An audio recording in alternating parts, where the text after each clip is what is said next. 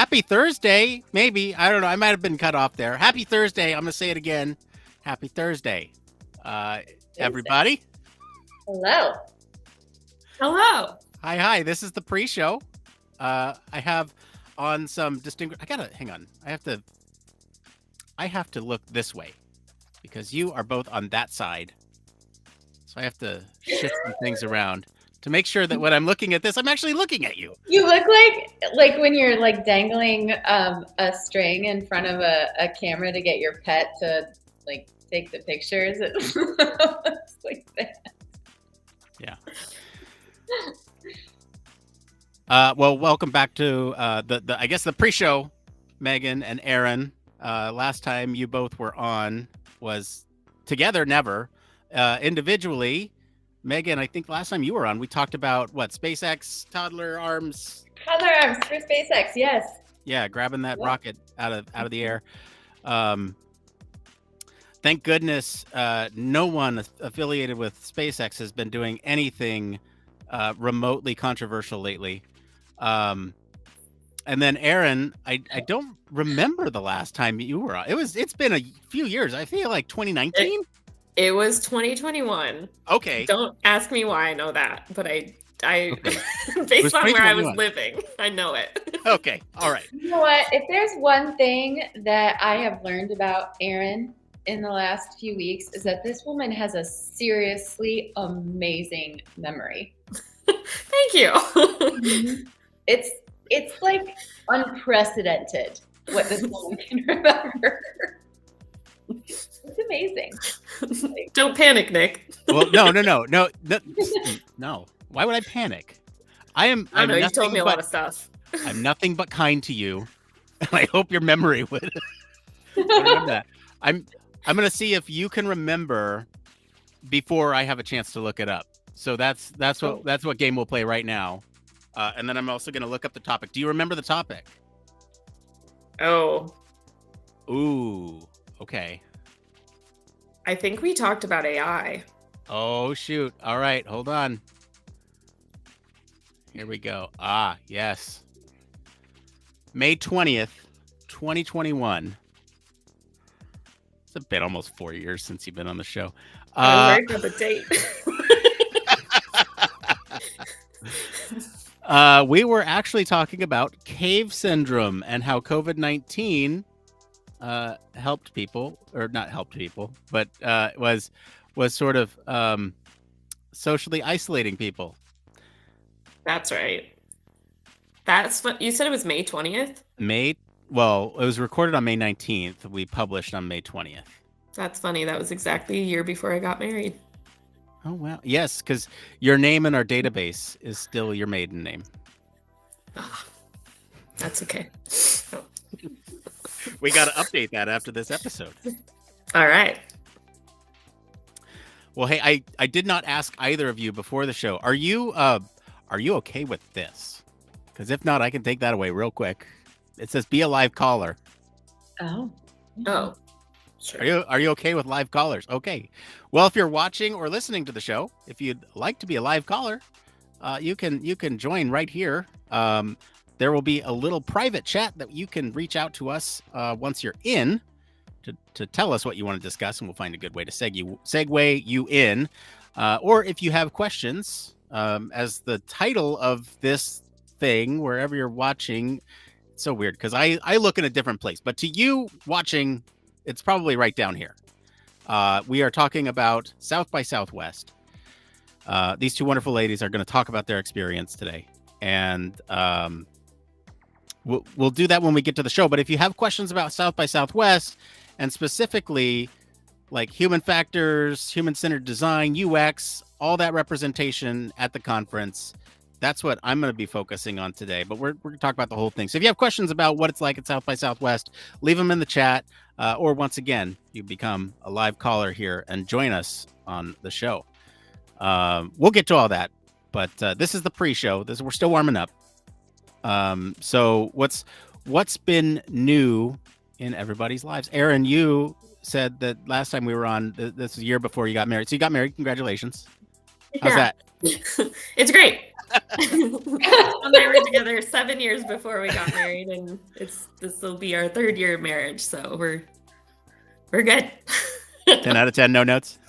Yeah, he's my best friend. So I know my wife and I just passed our 6-year wedding anniversary, and we've been together for 12 years. So I was like counting the like to the day. We actually got married a day later than our like together official anniversary. So we kind of it's really nice. We do sort of a 2-day celebration of our love, which is very very nice to have a 2-day celebration.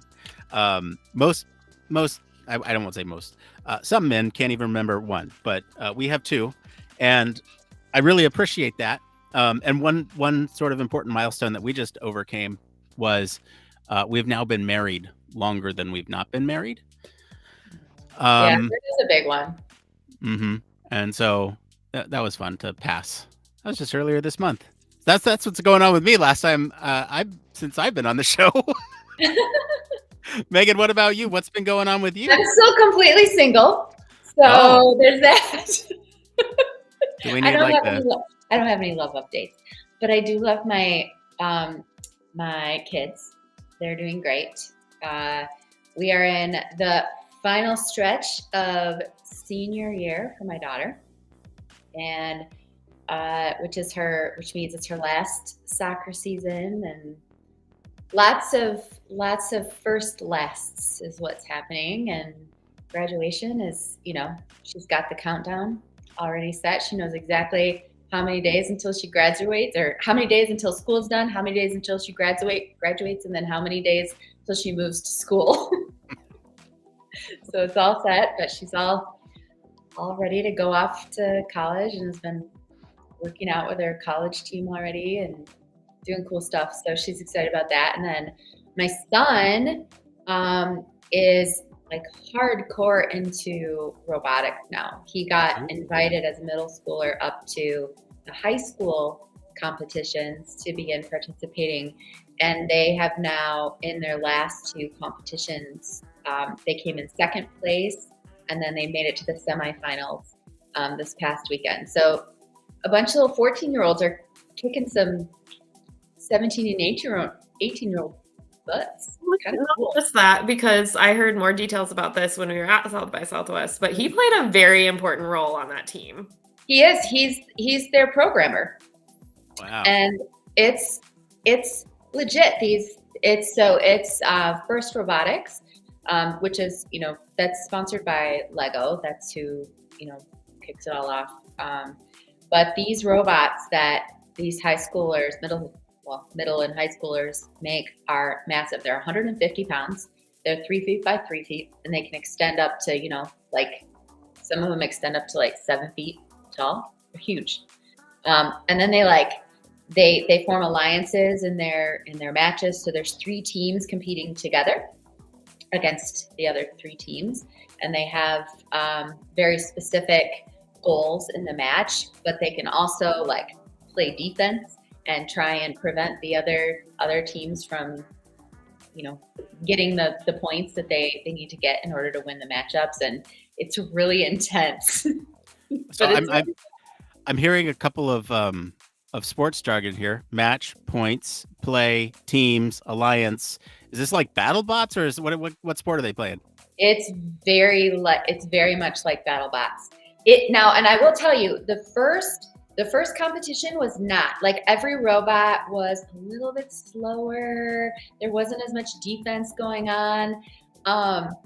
This second tournament that they were at, I mean, they were like literally like running into each other on purpose, trying to push each other out of the way. I mean, it was and like their robot has this arm that comes down with these rollers on it to suck in these giant balls that they then go and put in another location. But they were like slapping other robots and stuff. It was pretty entertaining. And it's always live streamed on Twitch, so you can watch it there, which is great because these competitions are like 2 full days long. So that's a lot. They're very long days. And I I love my son, but I also have limits, and I choose to participate both in person and virtually because I can't do the whole thing. So That's awesome. yeah, that's what's going on here. Busy time. Yeah, that's super cool. My son, I've tried to get my son into BattleBots. He likes it, but not enough to like go back and watch it on his own. My son's been doing this thing where he's it's gonna sound bad. He's formulating thought, but like, but it's weird in ways that like that are not just mirrors of his parents or what we're hoping is like his teachers or other things that are modeled for him. He's putting one he's very inquisitive. So when he was pooping on the toilet the other day, he was asking questions about like, how does a toilet work? And then I would sit down and explain it to him, and he's like, I know it's he said this is one that like really shocked my system a little bit. He's like, I know it starts back here with the water. How do you know that? How do you know that? And see, he's like, but I don't understand where the water's coming from. I don't understand where it goes. And then he's asking questions about like plumbing. Like my friends at school are saying that, the toilet is connected to other toilets, but I don't understand how. And I was friends telling him, at school are talking about how toilets are connected. Yeah, that's really funny to me. It's cool, but it's funny. 5-year-olds probably like toilet humor. So yeah, and I was explaining to him like, yes, well, they all go down into a sewer. And he's like, what's a sewer? I was like, oh, well, that's where all the waste from all of our runoff goes. And he's just asking all these questions. And I was like, eventually it gets to a water treatment plant. And he's like, what's a water treatment plant? And he's just so inquisitive about all this stuff. And he's like putting all this stuff together. He's like, I want to see a picture of how the toilets are connected. And so I'm looking up cross sections of plumbing across a house. And I'm looking up, he's like, I don't understand how it's connected to the I don't understand how it's connected to the bathtub and the sink. I, again, looked up a different cross section to show him how all these things are connected. Anyway, all this talk, we do Friday movie night. And so now he wants to watch Teenage Mutant Ninja Turtles on Friday because sewers. Yes. So it's all good. Like it's kind of crazy the way he's thinking about things, which is it's so odd. Well, there's a really interesting thing that happens with kids around your son's age. They start to realize that there's a connectedness of things around them, and there are dependencies, and there are just really like, it's not just them and their mom and dad, or dad and dad, or mom and mom. Like it's not just them in that space anymore. There's lots and lots and lots of things, and it's so cool to watch them try and figure it out, because you can start to see like, oh, I'm going to have a little engineer on my hands, or, oh, I'm going to have a little scientist, or, oh, I'm going to have a little artist, or, oh, I'm going to have all of these things. And that's so cool. He's also learning like to be patient, and that he gets rewarded when he's patient. So I don't know if I ever learned that. So way to go, Revan. he's like, we're going through the moving process. I think I've said that on the show. Probably. Anyway, I'm going through a moving process. And there's some calls that I need to make with people. And some calls last a very long time. Because we're also looking for homes in this process. And so we were on a pretty long call last night. I think it was about an hour and a half long. And he just sat there the whole time watching and listening to what was being said. And, and then at the very end, like it was almost after his bedtime, or it was close to his bedtime. We're like, okay, yeah, I know that call took a long time. You can have an extra half an hour. So he knows he's getting rewarded for patience. And it's just fascinating to watch his brain turn over from this. And I don't mean this pejoratively, but like this reactive, instinctual response to a more methodical, thought out response. It's fascinating and terrifying in some ways too. It's watching kids grow up is, there's nothing like it. There's nothing like it, because when you start to pay attention to the things that they do and how they move through the world, we can learn so much from them. Period. End of story. Yeah. They're amazing. Really? Yeah. No, I mean, I'll give you an example of things that we take for granted is like things that are so obvious to us. Like when we, again, talking about the move, we're putting everything into bins and boxes now. And to him, he's only been through one move, but it was when he was younger. And so he's asking all these questions about like, are we going to bring this with us? Are we going to bring that with us? Are we going to bring, whatever? And some of the things that, I'm personally learning that I'm taking things for granted because I make jokes about, no, we're not going to bring YouTube with us. YouTube has to stay here. To me, it's completely obvious, but to him, that's his entire world. And when I shatter his entire world off a joke, oops. But like, then I have to sit down and explain, look, to Daddy, it's apparent that we will bring YouTube with us because YouTube is everywhere. You can access it from anywhere, on the phone, on the TV. And he's like, yeah, but are we bringing the TV to Arizona? Yes, we are. And so it's like, these things that we take for granted about the world. I'm getting humbled in some ways because he's like, but what about my Hot Wheels? Are we bringing those? What about the games that I play? Are we bringing those? Are we bringing the TV shows I watch? Like just things that you wouldn't necessarily think about. Yeah, weird.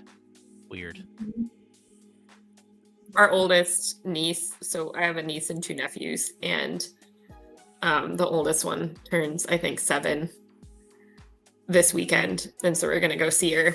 But it's funny how much she she remembers things now, so you can't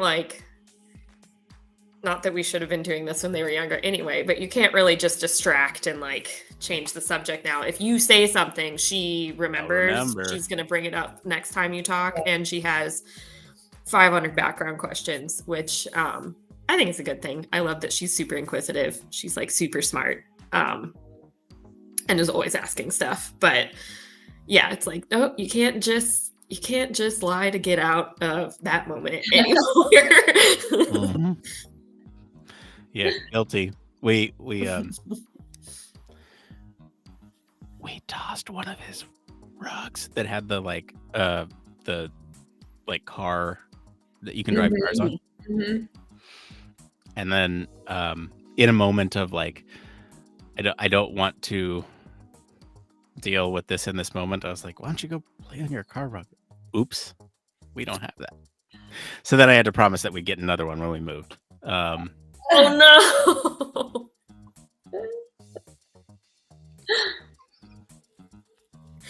Whoops. It's all good. Whoops. When they say kids are expensive, that's why. You make your own mistakes and then have to buy the same rug again. It's true. That you just threw out because yeah. Very true. One thing that I think I didn't mention or that I didn't talk about is did you want to do a one more thing? This is kind of like the one more thing that we're kind of doing here. Do you have one more things? My brain did not prepare for that. Okay, mine didn't either. So we can you keep really it on South by Southwest.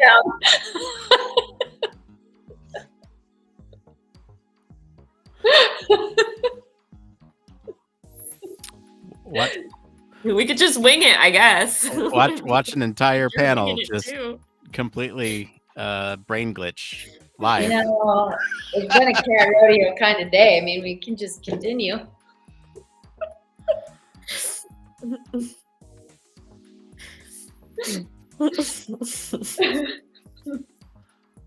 I have a plug for a cool thing that HFES has started doing. And I have to tell me more, Nick. Oh, okay. Well, of course, I will tell you more. Thank you for asking. I have to get it on my screen here before I can comment on it because I need to get the details correct. Oh, in that case, I'm so excited to hear more. I can't wait for you to tell me more. Please. Thank you so much for stalling. This is amazing.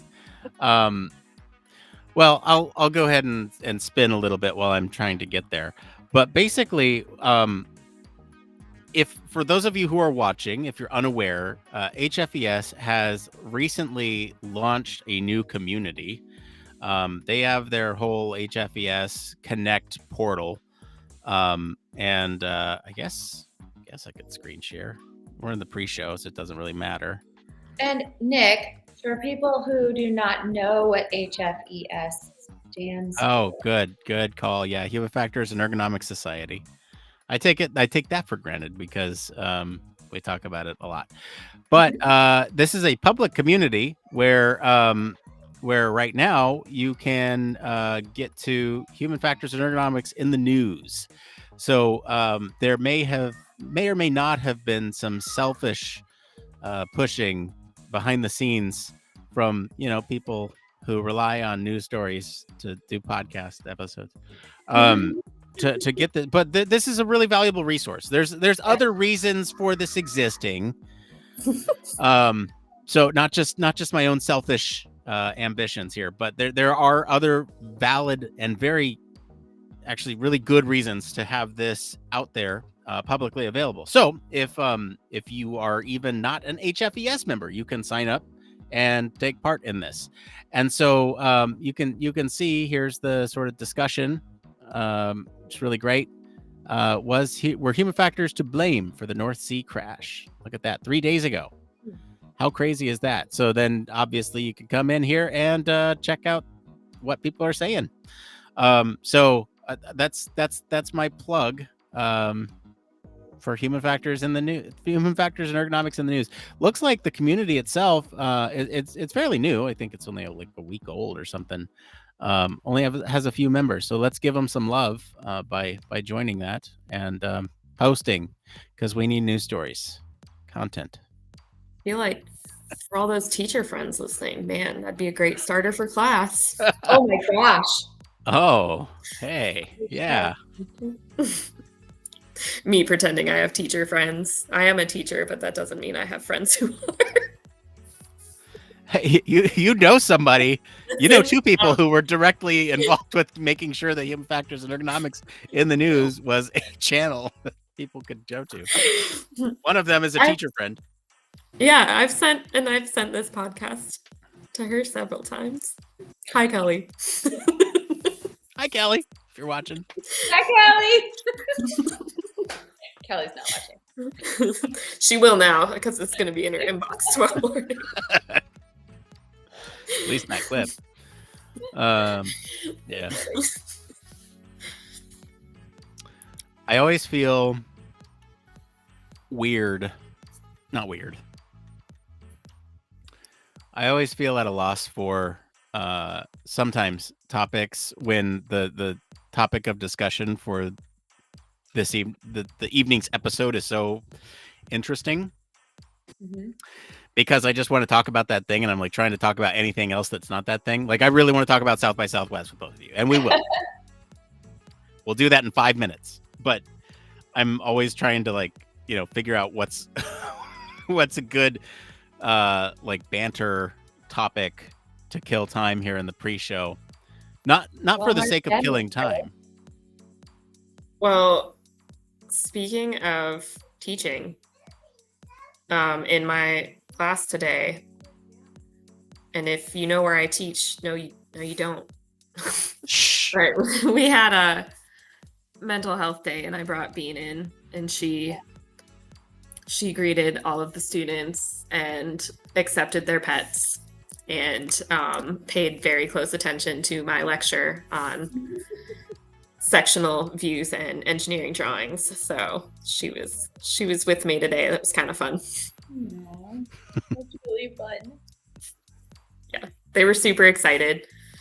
I had kind of asked everybody the previous class if they'd be okay with it, because if somebody has allergies or if they're afraid of dogs, I don't want them to feel afraid in my classroom, no matter if I don't feel the same way or not. But everybody was like super excited, and only one person was like, maybe. And I was like, well, if they're leashed. And then like, does that? And she's like, oh yeah, like I just don't want a loose dog. And so after she calmed down, we let her off, and that student was fine, and everybody was excited, and they were like coming for pets and calling her to them, and I don't know, it was neat. I've had not one but two incidents with dogs not being leashed, where and this is the peculiar thing. They've gone for the same part on my body, just mirrored in both instances.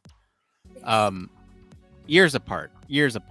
But the first time was on my left knee, and the second time was on my right knee.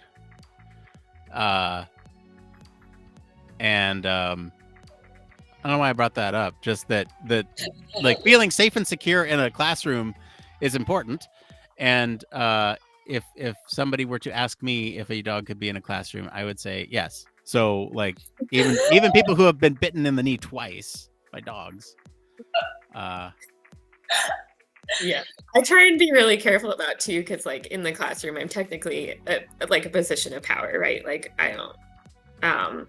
So I want my students to feel like comfortable. So I tend to dig if they even seem to hesitate. But we're pretty crazy about training our dogs, especially after we adopted one that didn't get along with another one. And so we had like a good 1.5 year long consistent training with a professional bit. So like I learned a lot from that experience, and I also leash my dogs a lot more when we're out of the home because of that experience. And if your dog is off leash, I'm going in the other direction if I don't know you, because you don't, even if you know both dogs, you don't always know what they're gonna do. Yeah. Oh, for sure. Yeah, I think the other reason I went with that story versus another story I had in my head is because the other story was very sad. The story you picked wasn't really happy either, but I'm glad. But at least I mean, both of them are at my expense, but one of them involves something that I'd have to probably trigger warning for. So yeah, no, it's about animals and mental health. So yeah, we'll just leave that there, and we'll pick up the exciting conversation here in 2 minutes. Are you excited? I'm excited. Yeah. Again, if you're watching or listening live, well, you can do this. You can be a live caller. You just scan the QR code. You'll get sent backstage. There's a little private chat where you can let us know what question you have, and we'll find a good way to segue you in. You can let us know if you want to be on camera or off camera. You can be a disembodied voice. Just watch this for a second. Here I go. Disembodied voice. I'm still here. You can still hear me, but you can't see me. We can do that for you. If you want to be a live caller, that's what caller means. You can also be a live participant. I don't know. But you can, if that's not your cup of tea, you can also leave us either, sometimes it's down here and sometimes it's, hang on, let me just do some quick reorganization. Sometimes it's over here and sometimes it's over here. I don't think I've ever seen it up there, but there's chat. And you can leave your questions there, and we see all those as those come in. So you can leave any questions you might have about South by Southwest for Meghan or Erin as they talk through their experience here, which again we will get to in just 1 minute. Nick, did you tag us in your LinkedIn I probably should. post? You definitely should. I should. We met a lot of people at South by Southwest. Now they can see this too. Ooh. We met a lot of people. Did you simulcast on those? Maybe. I don't know. I did not because I wasn't quite sure what that meant, to be completely honest with you. That means you'd be streaming on that platform. So I was like, I don't understand this. No. Megan did. She's a smart lady. Okay. Let's see here. I will. Well, the video is very tight. Because here's the issue: is when I go and make it through this platform that we are on. It's Molly. Hi, Molly. What? Did I miss something? In the chat. Yeah, we had a chat. chat Okay. from my There you best go. friend. Best friend. The infamous Molly I keep hearing so much about. Good things, I should say, while we're live on air. She really got me out of my shell, my eggshell, you could say. There's a story behind this, and I'm going to find out.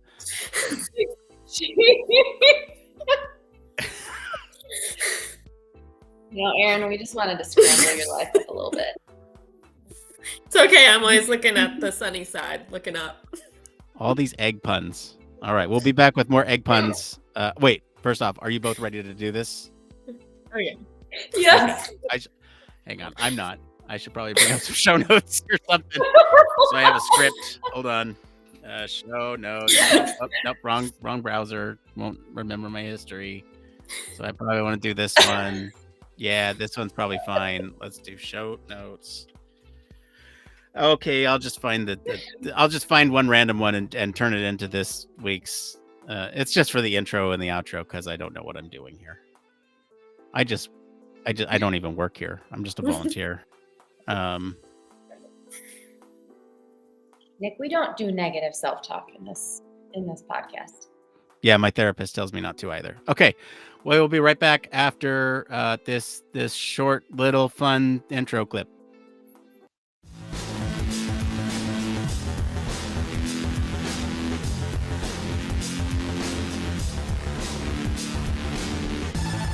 Welcome to Human Factors Cast, your weekly podcast for human factors, psychology, and design.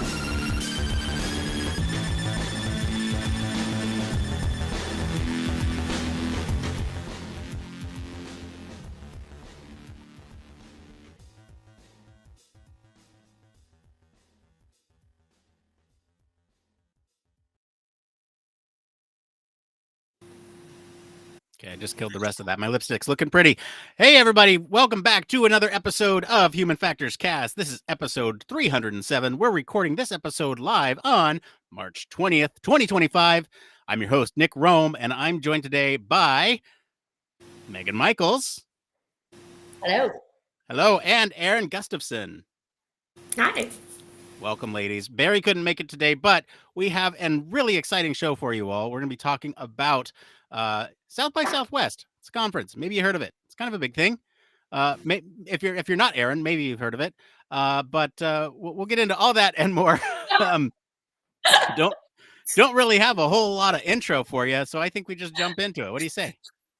Sounds great. Okay, let's get to the news then.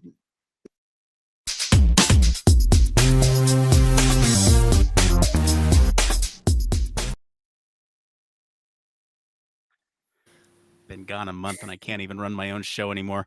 All right. So Barry's not here to read the blurb, so I'll read it. So Nick, what's the news story for today? Thanks, Nick. Well, South by Southwest, or SXSW, is one of the biggest conferences blending tech, design, film, and music, bringing together innovators from all over the world. This year, we're diving into how human factors, UX, human-centered design were represented at the event. We'll hear from attendees about their key takeaways, standout panels, and how South by Southwest is shaping the future of our field. Well, once again, welcome to the show, ladies. Thank you. Okay, I have a list of questions. This is not It's not prescriptive. We're all friends here. We can talk about this in any way. But first thing, I guess I made a little joke at the top of the show about Erin not knowing what South by Southwest is. So I'm going to ask I'm going to ask Erin, what is South by Southwest, and then answer the question, what is South by Southwest to you? Oh, okay. So South by Southwest started as like a film and then music festival, and it's now expanded to be a much larger conference type setting, but there's still the film and music pieces, those artsy pieces that kind of kicked it off. And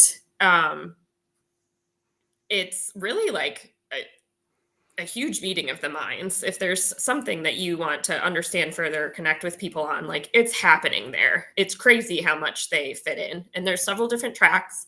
There's a film and music track. There's an interactive track. There's like a platinum track where you go to everything. But basically every day they've designed it really cleverly from a human factors perspective, from my thinking.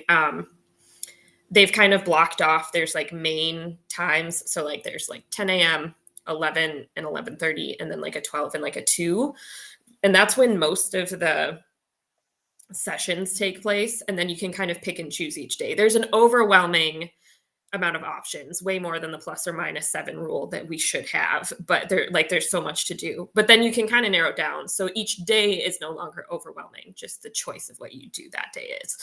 And then there's like entertainment that your badge gets you into in the evening, and different events, boxes to scream in, all kinds of things. And so to me, I think that's a good like objective description. But to me, I was just kind of blown away. It's a place where you can really network outside of your typical breadth, or connections or net.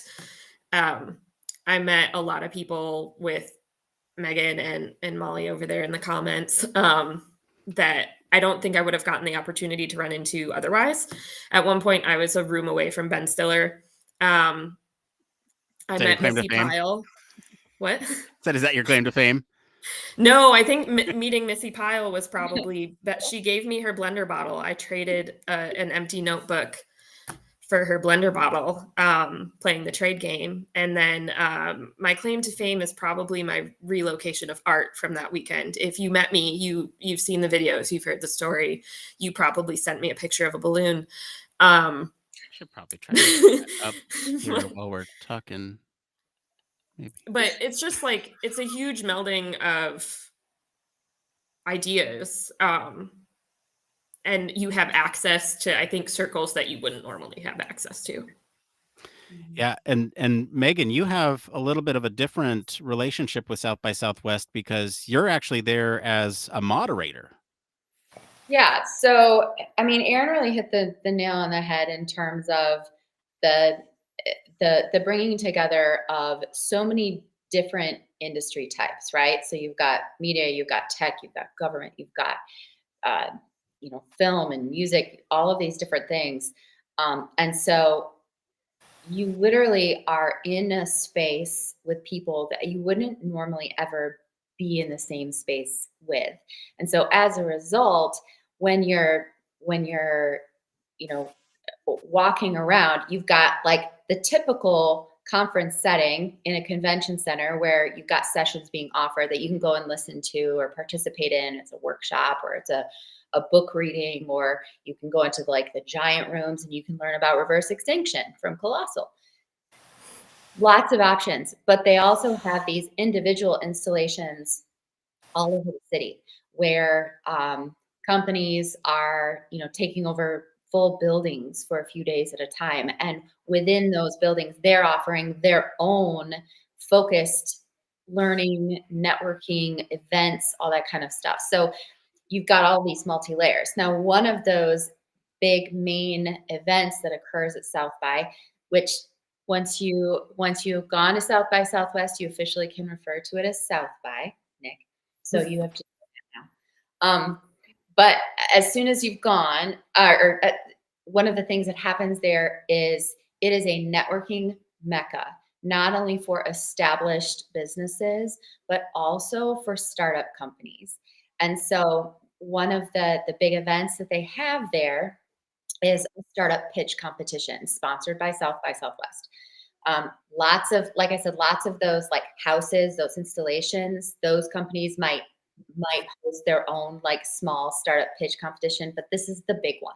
There's lots of different categories.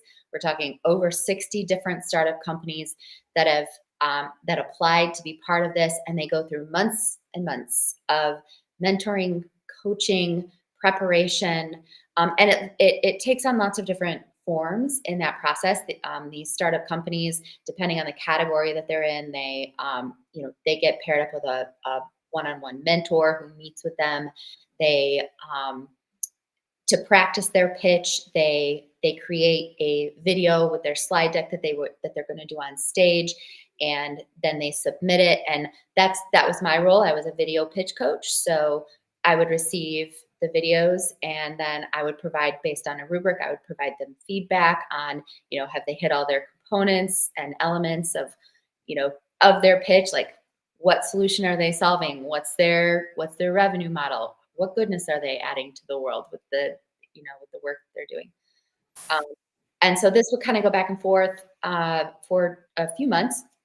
And then during the conference itself, there was a day where they had, they finally got to like be on stage, and they practiced. It was kind of a dress rehearsal where they received actual performance coaching, like on site, from an amazing team of people there. And then it was actual pitch day, and it took place over 2 days because like I said, there were over 60 small startups that were pitching. And it's such a unique environment because you have so many people in the room that wouldn't normally be in the room. So, there were companies that might be pitching for fintech or, something in the agricultural industry, but there are investors in a completely other industry that are having their minds blown because ideas are being presented that they just never thought of. So it's an incredible opportunity for these people. It's immensely exciting. And it is so cool to be part of that kind of a process where you are playing the role in the potential future of not only a company, but of real people. So it was a really, really rewarding experience to be part of, for sure. Yeah, one thing that Barry and I always kind of talk around or throw around the idea of is that innovation happens when you see something happening in another space and apply it to your space. Mhm. So the fact that there's so many different minds from different industries in this one place sharing ideas is really evocative to me. And I think I've expressed to both of you, I'm very jealous that you both got to go. But since I was unable to go, I tasked both of you with bringing me back sort of a status report of how human-centered design, human factors, UX, basically the field that this podcast is all about. How well is it represented there at HFES, or sorry, at South by Southwest? Because in the past we've covered other conferences, but they've been specific to human factors like HFES or IEA or Neuroergonomics Conference. We've covered conferences, but they've been specific to human factors. And so I'm wondering, and Erin, I'll go back to you on this one. What was the representation for human factors, HCD, UX like at the conference? So I was actually really impressed with the amount of representation. There were multiple options for sessions every day in like every section. I told you there were kind of those basic 4 blocks. And so there was everything from like UX and UI designer and researcher meetup to sessions hosted by a researcher from Google where they talked about like uncommon research methods and the science that they were based in and how to apply them, to one of my favorite sessions talked about like kind of getting back to our roots and what actually is human-centered design and what do we care about. And so there was definitely a lot to learn, a lot to think on. And then there were a lot of like human-centered design adjacent ideas, right? So Megan and I went to a session that was given by an interior designer about designing office spaces to be more neuro-friendly. And I think that like somebody in the human factors or UX field or in human-centered design could really pull a lot of ideas just from that, you know, tangential presentation. And she was really honest that like, you know, this isn't something she's studied. This is a thing that she's done with her life, and like it's important to her, and she has data from just, you know, her doing her job. But I think there's a lot we can learn and pull into the field from those very important and adjacent topics. And so I would say it's very well represented. There were a lot of researchers there. There were a lot of designers there who specialized in either human-centered design or UX and UI. I didn't see anybody really labeling themselves outside myself as a human factors engineer. But, you know, we're all kind of, there's a lot of overlap in our fields. So Yeah, for sure. And Megan, I know your background is more in education, so I associate you human factors and HCD by affiliation, by those who you work alongside, and sort of the way that your brain thinks. So I'm kind of curious, you know, from your perspective, what is your take on the representation there, and were there any surprises for you? Um, you know, Erin did a nice job of really encapsulating what it was like. I think the thing that continued to strike me were just the options that were available.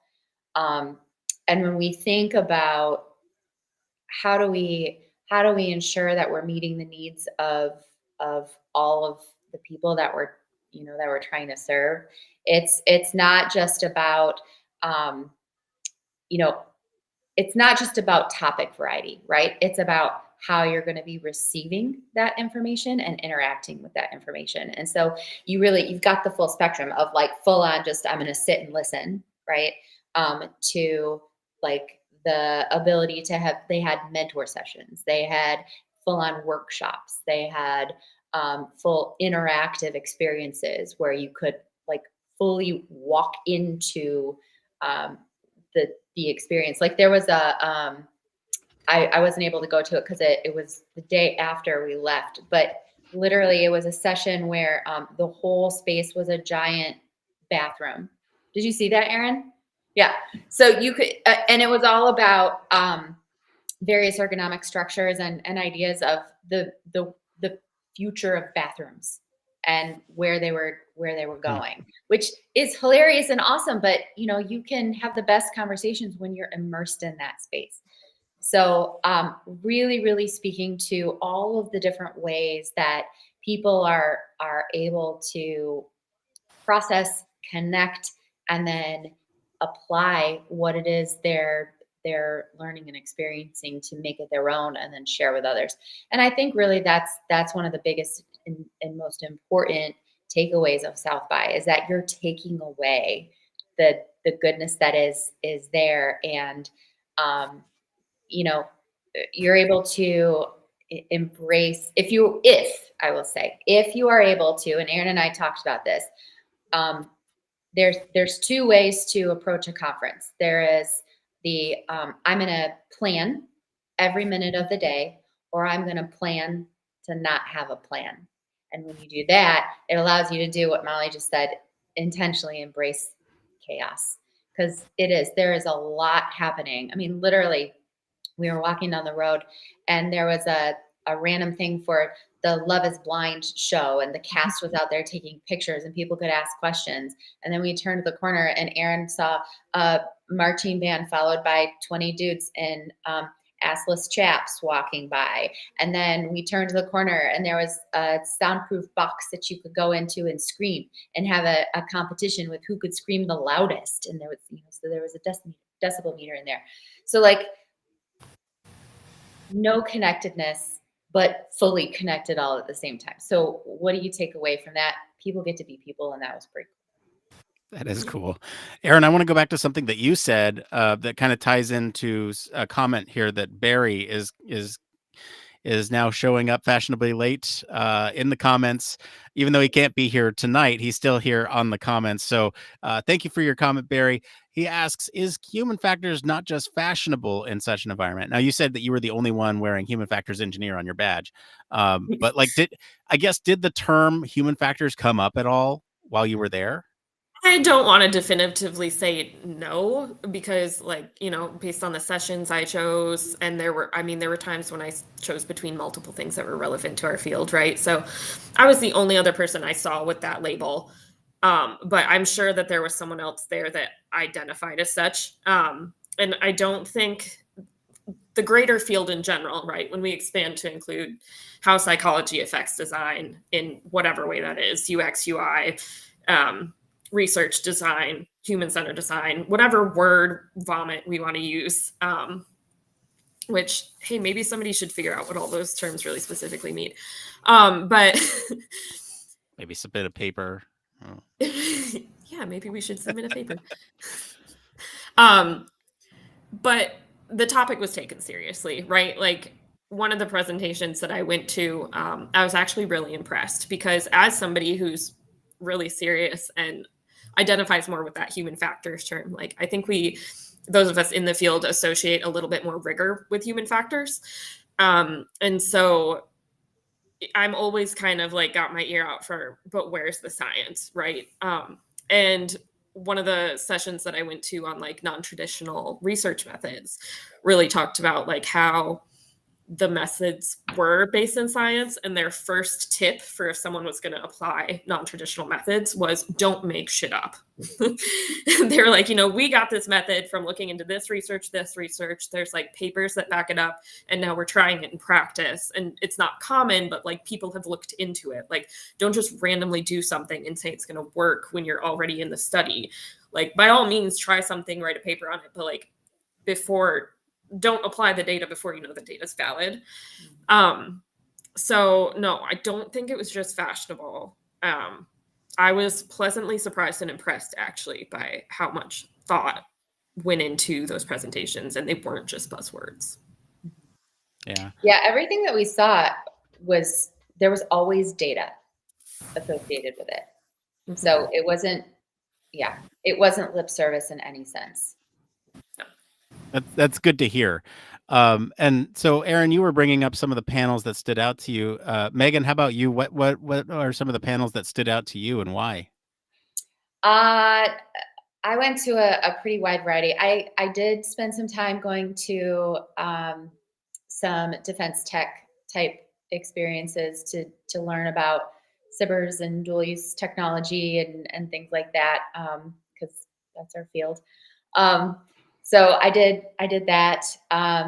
Also, like I said, I went to a reverse extinction conversation. That was fascinating.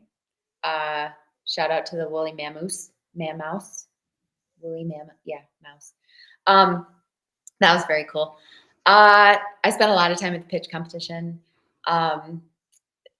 The design, the neuro-inclusive design session that Erin and I went to was mind-blowing. And I think mostly because it was, because I felt it. I identified with so many of the use cases that she provided, and how she talked about the strain that people feel in various office settings with specific, it wasn't just about furniture. It was about light. It was about the ability to see and not be blocked off. It was about how sound travels. It was about live plants, having the ability to move throughout the day and not just be at your desk the entire time. So that, I was flashing back throughout my career history about all of the different places that I had worked, and the places that I had felt the most successful most healthy, the most productive, all of those sorts of things, and how it correlated to, my work-life balance on either side. But then also now working remotely, Erin and I talked about this on the way out the door. I was like, I wonder what this means for my home office setup. Well, how can I really make sure that I am maximizing my design at home, while also making sure, like my house is still functional, right? So what does that look like? And it was just, I don't know, that's stuck in my head over and over and over again. If I can add to that too, the part I thought was really impressive was that company and that specific woman. She has made all of her resources available. They didn't keep the things proprietary to their company, and so you can buy her book, which she's written, it's the kind of book where you could teach a class on it. But also she has like a couple of guides that are just like, you could scan and get the QR code. Nick, I actually sent them to you. So that random message you got from me in the middle of that day, that was what that was. I send them to you. I don't know if you link things to the show notes or whatever. But those resources are readily available because she's so passionate about making sure that everyone is included in design. And like the example that she kept talking about was, a certain percentage of people use a wheelchair. It's not the majority, but we've changed sidewalks everywhere to positively impact people in wheelchairs. And the impact went further than people in wheelchairs, right? It's people with strollers are positively impacted. People who are trying to wheel things on a cart. You're not tripping when you're crossing the street. Like there's all kinds of positive benefits from paying attention to inclusive design that positively impact people who weren't even designed for. Yeah, that's super cool. And definitely feels like that one is like firmly within the like human centered design or human factors domain, because it is just designing around humans. I'm kind of curious about the opposite. Were there any panels that were not necessarily like human factors or UX or really like related to our field, but were there any panels that you went to that did not fall into that you actually found related to your work in any way? Erin, I guess I'll start with you since you said, "Oh yeah." I'm trying. I should remember their names because these women were like firsts in their fields. But I went to a book reading on two women who have been in broadcasting since like before it was common for women to work for ESPN, and like they talked about the books that they had just written kind of on that subject about like being the only one in the room. And I really connected with it a lot because so I started in mechanical engineering. That's what my bachelor's is in. And I went to Michigan Tech, and Michigan Tech is known for their like 3-to-1 guy to girl ratio, right? So there were large lecture halls that I would be in where there were only maybe 2 other women. There'd be like 150 people, and it's just me and like that other girl over there that now lives in the same town I do. And we laugh about being the only 2 women in class.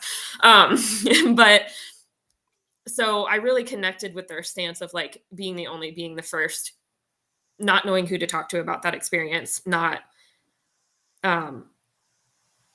maybe not having somebody else to bounce it off of, or feeling like when you're explaining it, people don't really get it.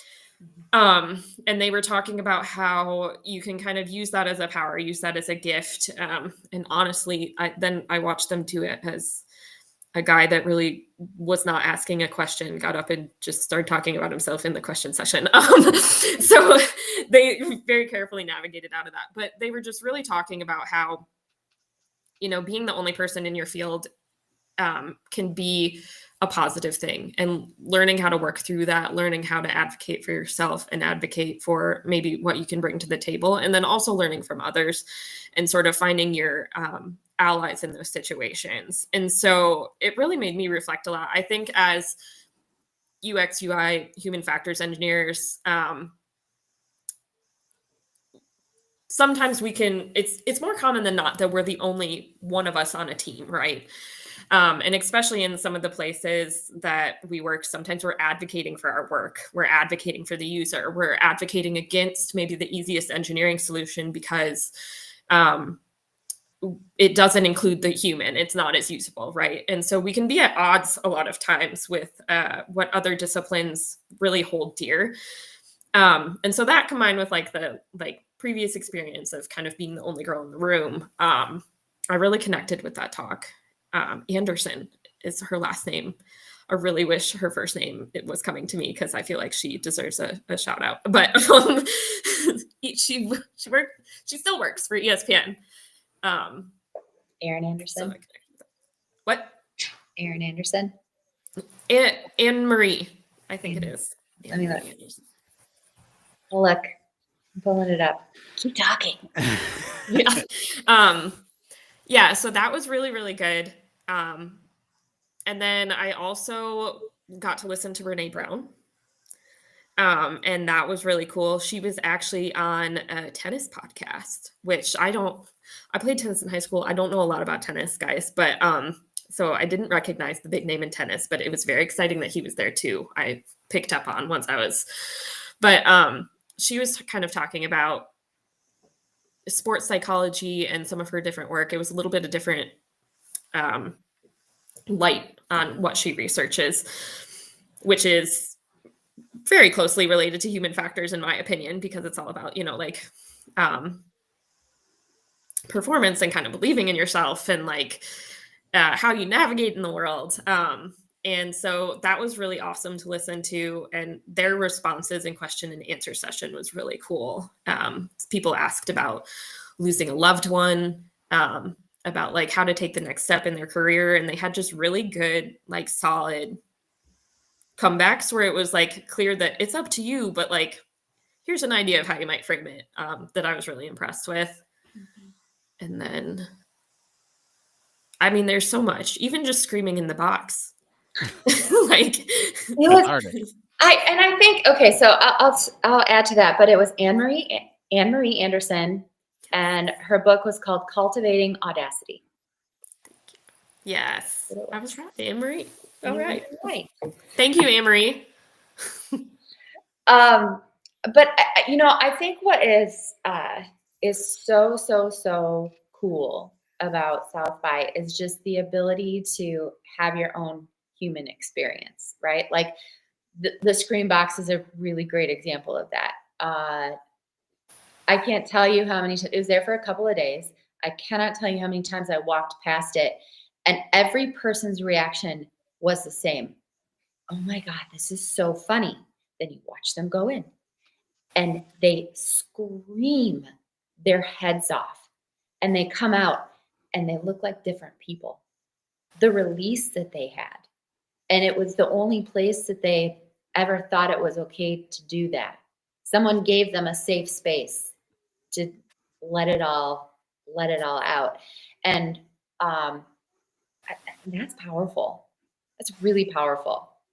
The other thing, it probably seems really silly, maybe even vain, but Erin and I did one of the best experiences while we were there.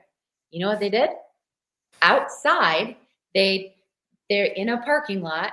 There was a semi truck that was basically deconstructed like a transformer, and it flipped up on the top, and up on the top, there were 4 hairstylists. Inside the truck, it was opened out to the side, and there was this big stage. Inside, L'Oreal was demoing and promoting a brand new supersonic, crazy, amazing hair dryer. Doesn't seem like a big deal, but if you are a person that uses a hair dryer every day, a hair dryer can make or break your day, right? So they had, a couple of women there and men there who were, working to promo this new device. But in the process, you could put your name in line and you could get a blowout from a stylist for free with the new hair dryer. Any person who has ever had a hair dryer blowout done on their hair, it is relaxing. You feel amazing afterwards. Your hair looks so beautiful. It's so shiny. It's got volume. You just had a professional hair treatment for free. And we walked out with a whole bag full of all kinds of swag of like hair treatments and things that smelled good and like lotions and probably, I mean, I have no idea how much all of that stuff was worth, but I do. I looked it up. It was not a lot. cheap. But like, again, human experience, right? There was an opportunity where you could experience a new tool, right? And if you had $475 to spend on a new hair dryer, awesome, great, you could buy it. But that was secondary to the experience. And the experience was, we see you, this is a time for you to relax and let somebody treat you for a minute. And that is priceless, especially with the rate at which, we are the speed that we are constantly moving, and we are at the beck and call of so many people and so frequently putting other people before ourselves. So that was honestly probably some of the top 15 minutes of the entire time. It just, I don't know. It's, it was just a reminder of pause. Right. Well, and even that was a learning experience, right? Like I behind it learned, was so cool. Yeah. I learned that I didn't actually know that your hair could look the same way all day with a certain amount of zhushing. So that was an engineering feat in itself to me. And then we also learned a ton from the assistant product manager. She Monica. was incredible. She was very incredible. We had a little bit of time to wait, so we were like, pitch us. Let's see, how does this work? Tell us your story. It was fascinating. And her whole story was cool. Like I learned a lot about a whole nother field. Oh my gosh. It was amazing. Shout out to L'Oreal and how they, their whole process for how they onboard and train leaders in their company. It's phenomenal. She was in a full year-long program. All by L'Oreal. Amazing. Yeah. Well, I feel like I have to throw a disclaimer on this now. This podcast episode brought to you by L'Oreal Hair Care. I think this is a great time for us to take just a quick little break, and we'll be right back right after this. Are you tired of boring lectures and textbooks on human factors and UX? Well, grab your headphones and get ready for a wild ride with the Human Factors Minute podcast. Each minute is like a mini crash course packed with valuable insights and information on various organizations, conferences, usability methods, theories, models, certifications, tools, and much more. We'll take you on a journey through the fascinating world of human factors, from the ancient history to the latest trends and developments. Listen in as we explore the field and discover new ways to enhance the user experience.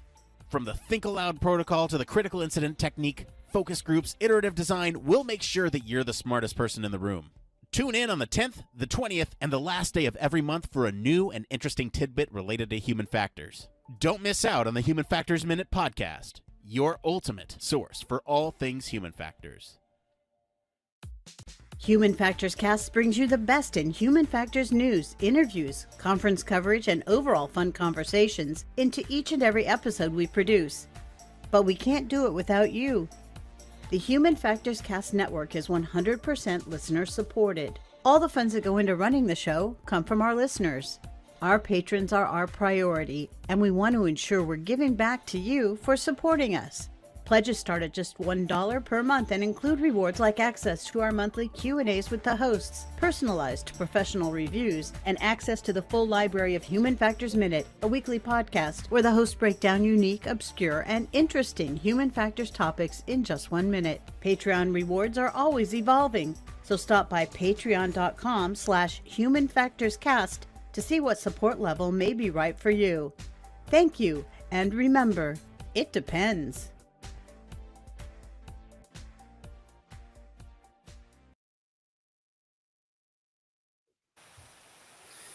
Yes, truly. Huge thank you as always to our patrons. You all truly keep the lights on.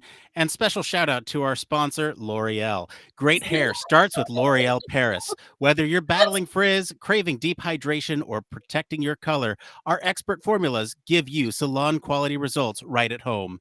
Stronger, shinier, healthier hair, you got it. Powered by premium ingredients and advanced hair science because you're worth it. Try L'Oreal Paris hair care today, available wherever you shop. Okay, so again, we're here. That was fake. We're not actually. So if you want to pay us for that, not sponsored. And the previous, you just had a great time. I mean, clearly their marketing is working because you got me to do a read and you all had a fantastic experience and learned a lot. I want to get back to an interesting concept that both of you have been bringing up is that South by, I have to refer to the full thing because I haven't been there. South by Southwest is an everything conference. And there's like everything from music to tech to investing to everything. Right? There's so many different types of experiences there. And the reason I want to touch on this just a little bit is because I'm curious, were there any sort of trends that were emerging across the field or across all these varying industries? Was there anything that came out that's like, hey, there's something happening? Like, was there anything you picked up on while you were there? I mean, it's ingrained in everything we see everywhere right now anyway, but AI was a huge topic. It was in the film track, it was in the music track, it was a joke in the comedy set we went to. It was with it, there were sessions that connected to human factors that you could watch on it. Like that AI and how we're going to use AI and like what that means was definitely woven throughout everything. Were there any takeaways? Like, were there any consensus among?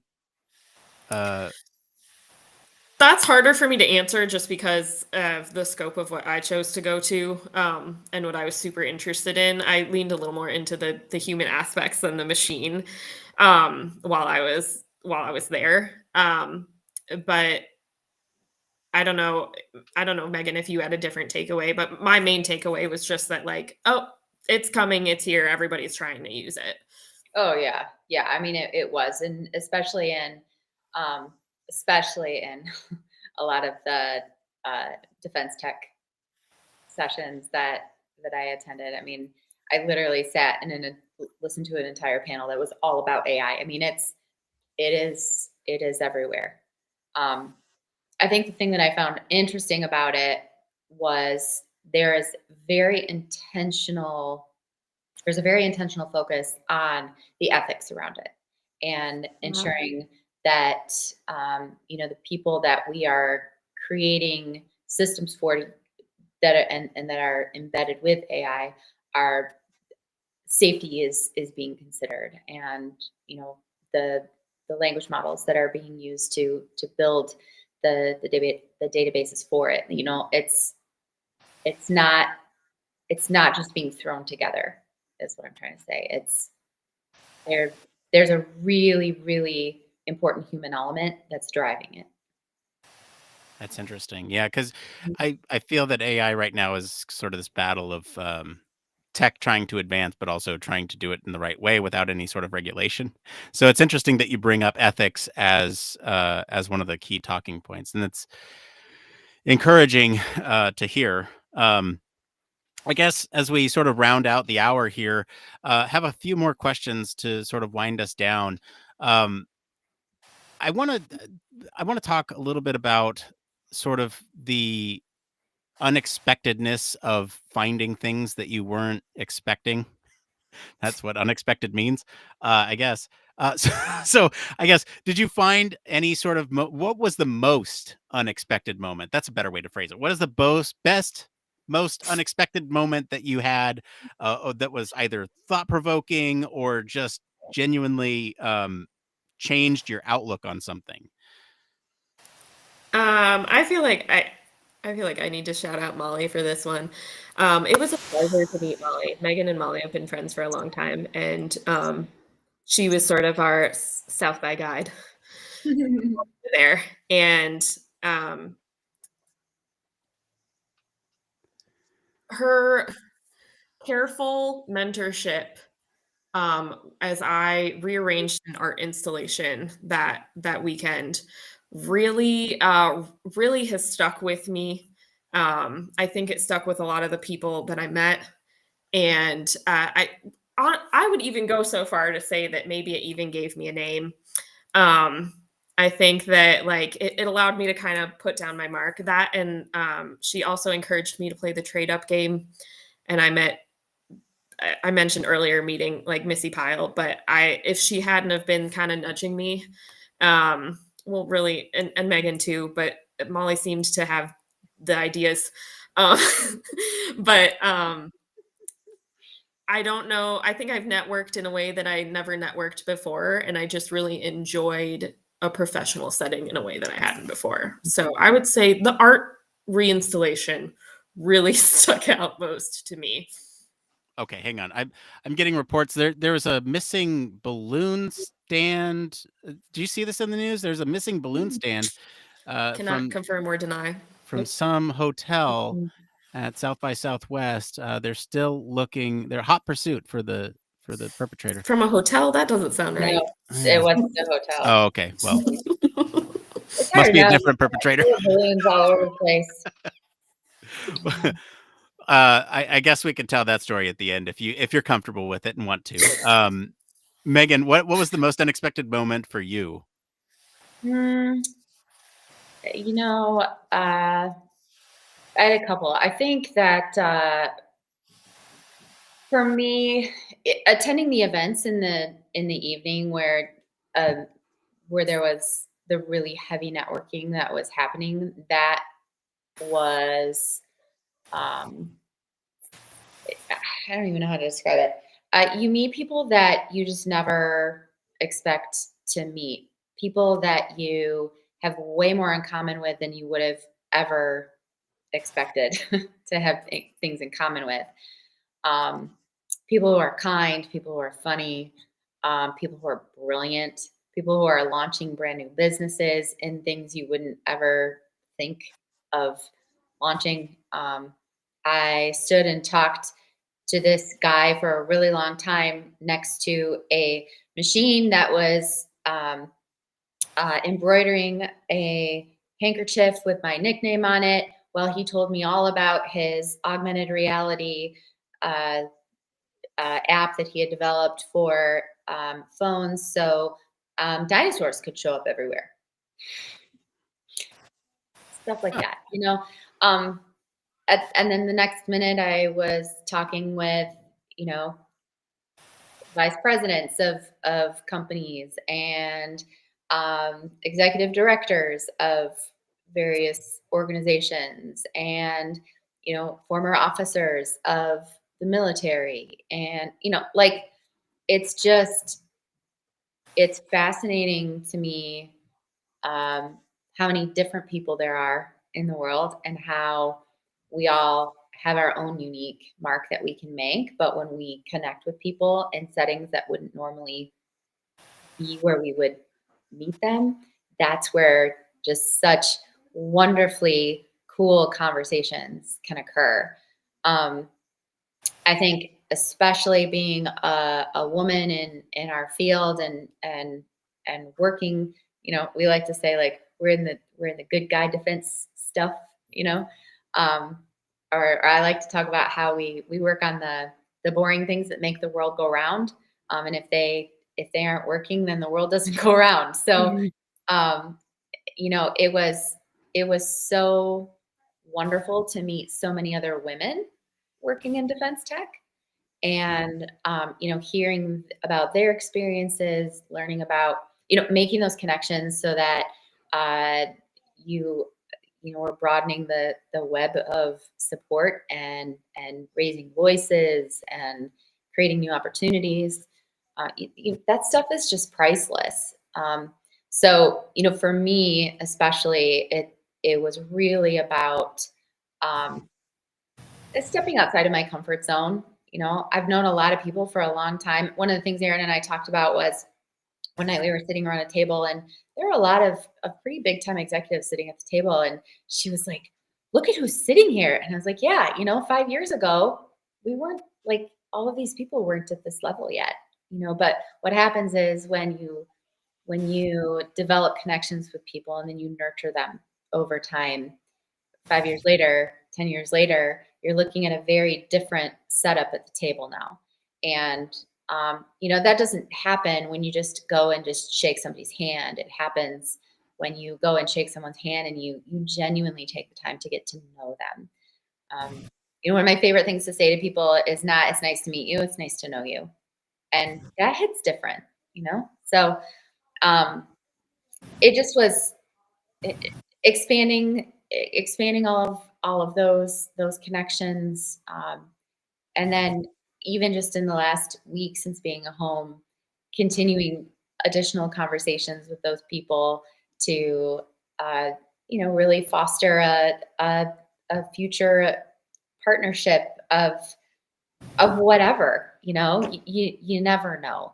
You never know what opportunities are waiting in the wings that somebody else has brewing, that they're just waiting for the right person, the right company, the right idea to pop out of the woodworks. And it doesn't happen unless you're talking to people. So I really, really tried to take advantage of those events when I wasn't doing the coaching.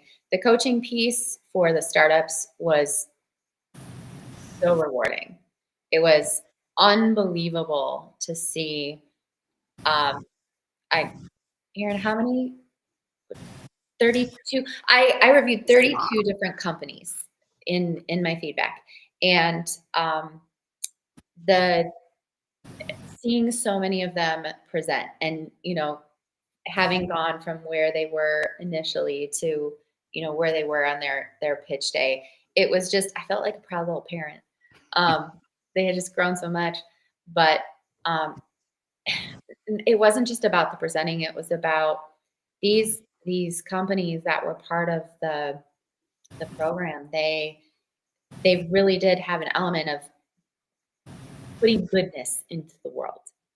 And to hear all of these incredible companies who had just, they weren't just like napkin ideas at this point. These are companies that have already been started and they have prototypes, or they've been running for a little while. So they're already proving that their idea works and that they are helping the world. And just to hear their stories and see where they wanted to go was just awesome. So I don't know, I just really tried to kind of rest in those experiences and think about how that looks moving forward and what that looks like in my daily life now. Yeah. So what I'm hearing is that every moment was unexpected for you. Is that right? Yeah. I mean, well, truly, like literally the morning after we got there, Erin and I were talking, and we legitimately said, okay, our plan is to not have a plan. There are a few sessions that we absolutely want to make sure that we go to, right? That were related to the work that we do, because they looked interesting. We knew that we'd be able to learn something from them. We knew that we'd be able to have a little bit of networking opportunities in those. We also had networking events that we were specifically signed up to go to in the evenings. But the space in between is where you would embrace the chaos and let yourself end up where you were just going to end up, because there was something new around the corner at every single turn. And there was so much change happening from day to day. I mean, like the screen box was only there for 2 days. We were there for 5. There was other things that were there. Was the thing that took its place was an Olive and June, like RV type thing. Olive and June is a nail polish, and you could go in and you could get manicures and you could do so. Like stuff changed. It was like the food trucks of experiences. Experiences. Yeah. I want to add to Megan. I had said this in it kind of behind the scenes, but now that you were kind of talking about networking, first networking there was so different than any conference I had ever been to, and something about it felt much more genuine. But I think part of that much more genuine piece, I realized afterwards that like I had never had an opportunity as like women in my field before to watch other women network, right? Like a lot of times when I've been on a business trip in the past or at a conference, it's been largely in the company of like men, which is great. There's tons I can learn from them too. But I think there's something to be said for like, you know, having a role model that looks like you. And so getting to watch Meghan network and do what she called holding court in the evening. I was just like, it light bulbs literally, and it sounds dramatic, but it really clicked for me much differently than other experiences I had had. Like networking doesn't need to be a stiff handshake and like elevator pitch. There's a time and a place for that, but like network can be just genuine connection, which I just related to a lot more. And I think both Meghan's style and getting to watch that combined with the setting of South by, where things are just a little more natural and laid back in that way. I think that was an unexpected benefit or an unexpected thing that I learned. Yeah. Okay. We're almost out of time. So I have to ask the question, are we going to comment on the balloon thing or no? There was a balloon arch. It was relocated. Some nice young men may have opened the door when asked, and a security guard may have just watched that balloon arch go right by. That may have happened. And how it happened, we don't know. I guess the last question we can sort of end with is sort of reflecting on your experience. Well, 2 questions. One, how would you sort of improve this for the human factor side of things? And then 2, which kind of goes along with it, is would you recommend human factors folks or HCD or UX or however you identify as go to South by Southwest? Megan, you go first. I keep going first. Yeah, without a doubt. There is no world in which you could go to that conference and walk away with nothing. None. There is so much to learn, to do, to experience. I mean, we didn't even touch on the fact that there was an entire expo there too. Yeah. I got so much free stuff. It was great. But yeah, I mean, it is what you make it though too, right? Like you could go and just like only do one style of learning. You could go to sessions for, you know, where you sat for a half an hour and just listen to people. You could do that. Or you could go the whole gamut and do all of the wild and crazy things too, and go to concerts and comedy shows and those things. In terms of improving it, I think maybe the one thing that is not communicated well and that you don't know unless somebody tells you about it is the plan to not have a plan. You got to embrace the chaos or you're going to be uncomfortable, because there's a lot that you can't control about the entire experience. So I don't know. That's the only thing I would change.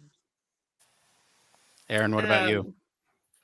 So yes, this conference is definitely for UX, UI, human factors professionals. I think especially in if you're in the exact place I was, where you need to let a little bit of rigidity out of it and remember why you got into this field, it was very inspiring in that way, and allows you to draw inspiration from lots of other places if you want to let yourself be led that way. Because I am who I am, though, and I do have my background, the 7+or-2 rule was not applied in their app. And it could be overwhelming to even understand what your options were for that day, for that hour. So I think that, first of all, the app was amazing. Like, as conference apps go, this one is top tier.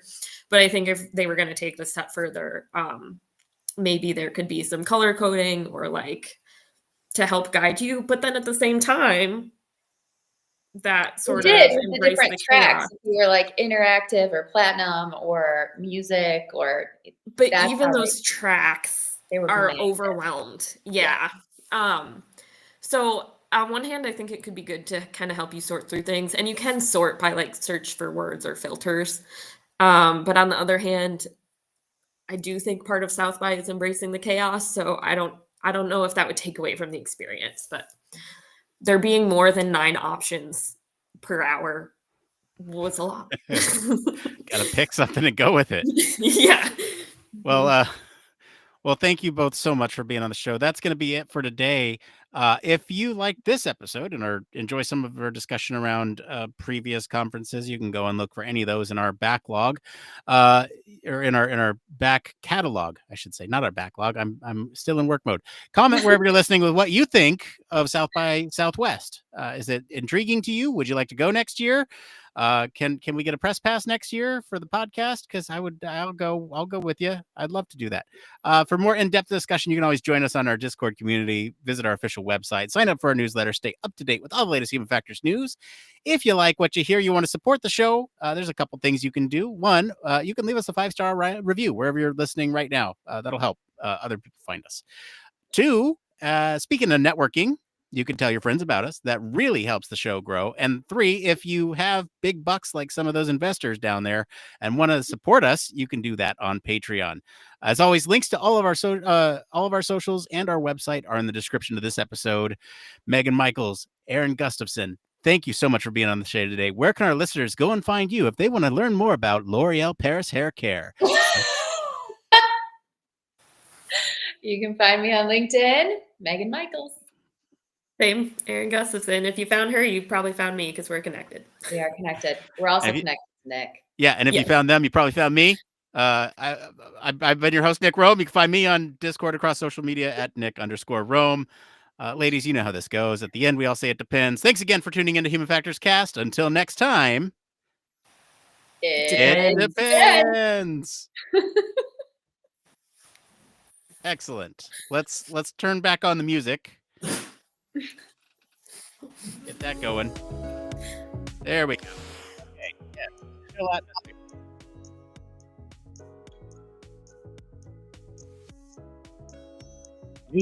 Starts with L'Oreal Paris. I can't believe you did that. That was so funny.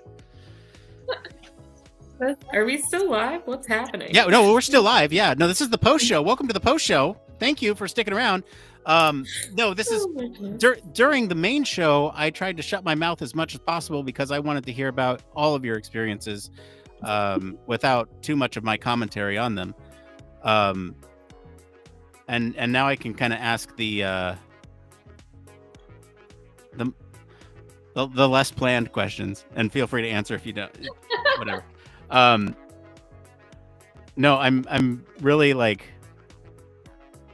Oh shoot! I had an unplanned question. What was the unplanned question? It was something about the It was something about the chaos thing, and I don't remember what it was. It'll come back to me. Okay. But it sounds like you guys had a great time. I'm so jealous. So jealous. I will respectfully should be. Yeah, I will say, so when I told you that I was a coach, you were like, you got real quiet and was like, I want to go. You get to go?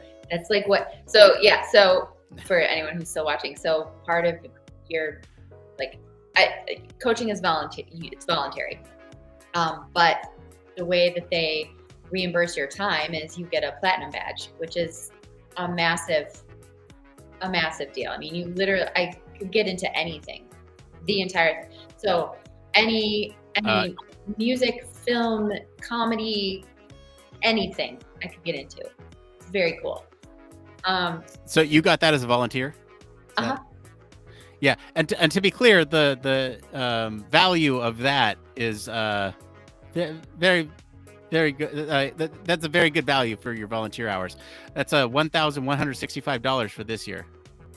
Yeah. I will tell you though, I mean, I put in a lot of hours to get that. I worked with these startups over the course of 2 months.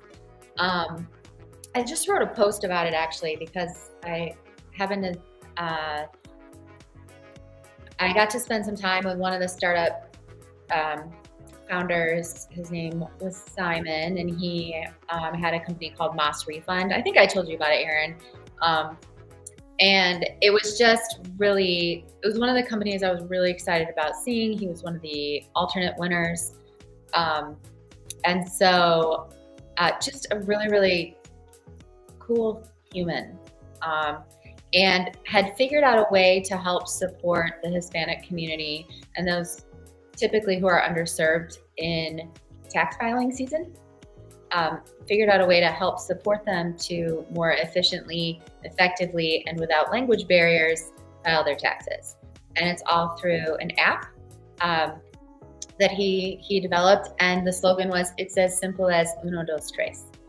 Wonderful, wonderful message. It all began with a story that he had about his father, who was an immigrant, and he had deeply feared filing his taxes because he didn't know what would happen if he made a mistake. And so I was really touched by that story. I was really impressed with how Simon had improved by throughout the coaching experience. And so I was thrilled to see him pitch live, and I got to chat with him before and spend some time with him. But Simon very sadly did not make it home. He passed away from a heart attack in his hotel room just before coming home. Yeah. So very, very sad because one of those people that we feel like I got to meet him, you know, like just incredibly, I just feel better having just the 30 minutes that I did, you know, getting to meet him and speak with him and learn about him and his mission and, you know, all of that. It was just, so I'm not trying to make this a sad event. It was a reminder to me of just how important the connections that we make are, and how important it is to be present with the people that we are with, and that is the level of like true goodness of people that were part of this competition. You know, you develop.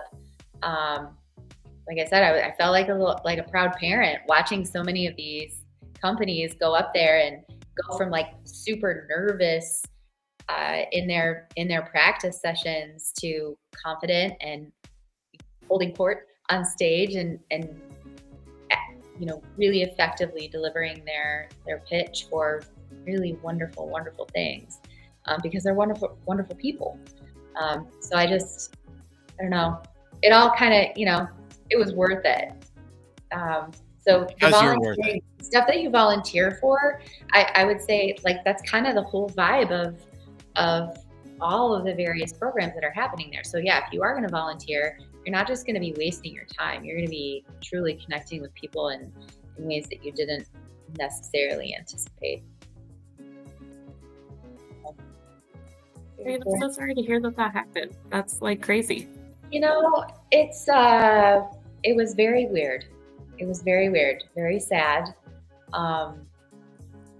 very sad. And again, like just such a reminder of how important it is to be intentional with the time that we have with people. You know? So. it's I cannot stress enough how much value there is in going to this conference. And it's so funny calling it a conference because it's also a festival, but also a conference, but also not either An one. expo and yeah. I mean, there are movie premieres and literally, it's so wild. I was introduced to a CEO one night holding court, right? And then the next day we passed him on the street and he very politely took me aside and let me know there was tomato in my teeth. Like, I don't know where else you could have that. Which she then texted me on the side to tell me I was a bad friend for not telling her, which then I had to defend myself and say, I was not walking on that side of her face. I did not see it. I would have told her. We literally had this discussion the day before. I was like, look, I am a person. If you have food in your teeth, I will tell you. If your zipper is down, I will tell you. That is the worst thing ever. I would never let that happen to you. That is the kind of person I am. That was the irony. Megan's on this side. The stuff in my teeth is on this side. And then we pass Lynn, and he's like, has the whole conversation. Then he takes us aside and he's like, Megan, you're being a bad friend. And it's like, what's funny is like, no, like I know her policies. Like, she just didn't see it. Thank you. It was very funny. It was very funny. But yes, I mean, that's literally like, you just don't know who you're gonna meet and how you're gonna connect. And that CEO that was Lynn from Outpost, just kindest person ever, and also CEO of a major company. He didn't have to do that. He could have just walked right by us. Yep, but he didn't. We also met the Jonas Brothers, not the ones you're thinking of. Oh. Yeah. Also affectionately known as the AI Brothers. They had a really cool business that they operated that was AI based, but their last name happens to be Jonas, so we affectionately called them Jonas Brothers. But they were great. We met so many people. So many people. Did either of you?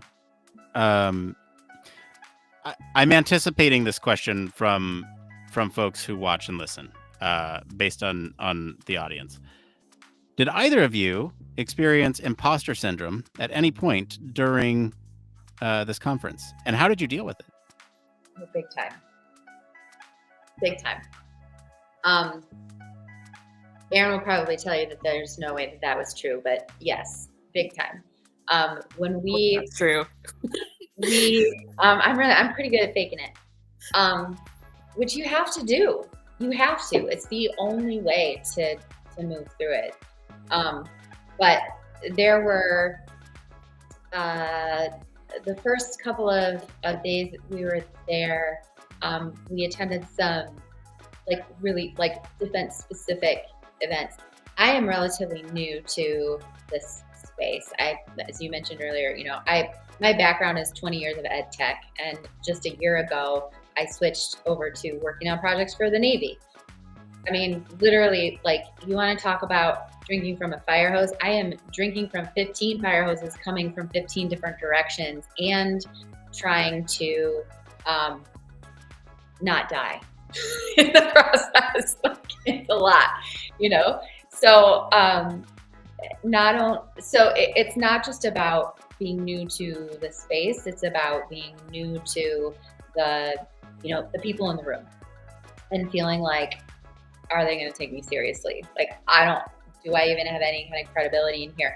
And the reality is you do. Every single person, no matter what your background is, you have something to offer. And I will tell you in my experience, kind of where all of this started, where I just got my foot in the door in the government space, was with Molly. We need to invite Molly on the show, apparently. We should have. Special thanks to Molly. Molly Cake. So about 6 years ago, she and I were running an organization called Gov City, where we were doing pop-up think tanks, and we brought people together from all different industries, private, public, government, whatever. And we basically asked the question of what keeps you up at night. Let's attack some of these problems with people in the room who wouldn't normally be together. And that's where, that conversation of Erin and I of like 5 years ago, these people weren't all in these high level positions. I met a lot of them there.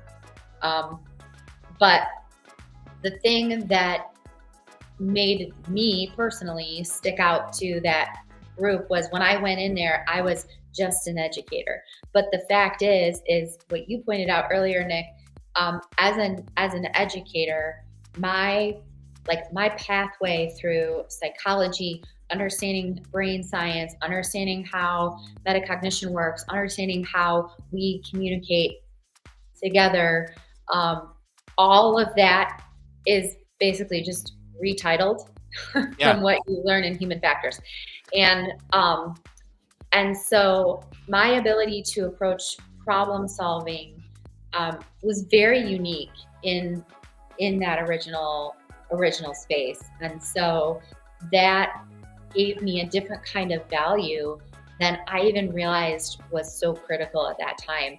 But it's stuck with people that I didn't know until even just recently. And then when I came on to our company, I found out that's why I was hired. So don't ever, ever, ever doubt that you have something to offer, because you do. People are going to see very different elements of what you have to provide than what you might even realize are valuable in that moment. What about you, Erin? Did you experience imposter syndrome at all? Or you got this? You're good? Well, I don't know if I'd call it imposter syndrome. You have to remember that, like, I was with Meghan all weekend or long weekend or whatever, and she was telling me stuff like that the whole time. So it was kind of hard. Right. You had a very positive, encouraging mentor with you. I did. And I was basically just like, you're going to do this. Let's go. Yeah. She was, and it was super empowering. And like, not to be mushy, but like, we had a couple breakfasts where we had some heart to hearts. We both left crying, and then we went and conquered the day. Like, yeah, Meghan was exactly what I needed to have that experience for the first time, like the mentor that I needed to be there. So there were definitely moments where I was like, wow, I am a small fish in this pond, but I don't know if there was a time where I felt like I didn't belong, because literally Meghan was in my ear the whole time, like, you belong, you belong, you belong. So that's my answer. But I think what's really important, Erin, is that for anyone who is experiencing imposter syndrome, you just find someone, anybody, who you can say, look, I'm not feeling it right now. I'm a little nervous. Nick has been that person for me numerous times over the last year where I'm like, I just no idea what I'm doing. I don't know. And he'll be like, you got this. Sometimes all you need is for one person to say, you got this. And but you have to ask for it. Nobody can read minds. And it's okay to say, I need a high five for a second. And I just need it. I don't need to tell you why. Tell me I'm okay. That's a 15-minute sync before a meeting. We did a lot of those. Oh man. Yeah. Need to make some bonus content for our Patreon subscribers. That it's just you saying, you got this, like 5 different ways on repeat for an hour. You can do it. I believe in you. We can tell the full balloon story in Patreon. If people are gonna pay for your cause, they can have access to that. Oh my gosh. The full balloon story. Full story. Patreon exclusive. Yeah. I will be happy to tell the full story if I can story tell here. There's visuals. There are visuals. So once upon a time, we were leaving a oh, hold on. This is still public. Never Everyone mind, can- we can't yeah, tell you. We got to record it separately. Okay, gotcha. Yeah, everyone can still Once see upon a time, that. there were some balloons. I think that's the perfect way to reel them in. Yeah, there you go. That's the teaser.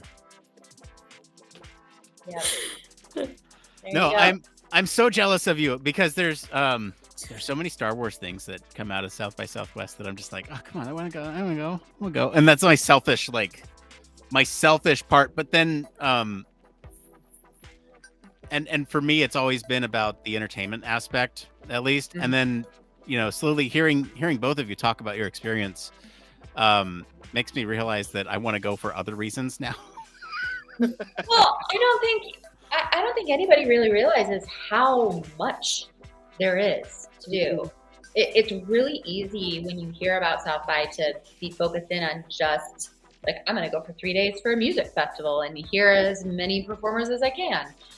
Or, like the comedy scene that they bring is bonanza. Like they bring in like some of the biggest rising comics that have millions and millions of followers on YouTube. Or we went to a show one night, there were 5 comics. Every single one of them had their own Netflix special.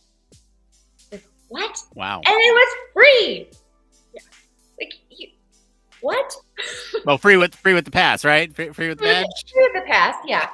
And then there, so it's easy to get focused in on that like one little thing, but as soon as you arrive and you look around, and you suddenly become aware of all of the different things that you can go see and do and hear and play with and scream at. Like it's mind-boggling. And I gotta say, I think one of the coolest things that this whole festival does is it's spread out all across Austin. It's not just within the tiny blocks around the convention center. I mean, it is everywhere. How do you get around? Do you have like shuttles? We walked. They do have shuttles. But like a ton of people, I mean, really, like it is a standard practice. Like you wear comfortable shoes. You are walking tons of places, lots of Ubering, stuff that is on like kind of the outskirts of downtown. I mean, they keep things like fairly centralized in the downtown area, but I mean, some of the things were like 3 miles apart. So this was very casual also. So it was like, okay, like, I mean, some people there was a large fashion spectrum. You could fit in with whatever you were wearing. From like Gen Z oversized chic to business suit. Like, it was all there. So your tennis shoes fit in, and it was normal for people to be walking around. And honestly, like the schedule allowed for that too. So, and we were lucky to stay at the Driscoll. And so that was kind of on this central back and forth path that people were going. Yeah, it was cool. It was really cool. It's a haunted hotel. Ooh.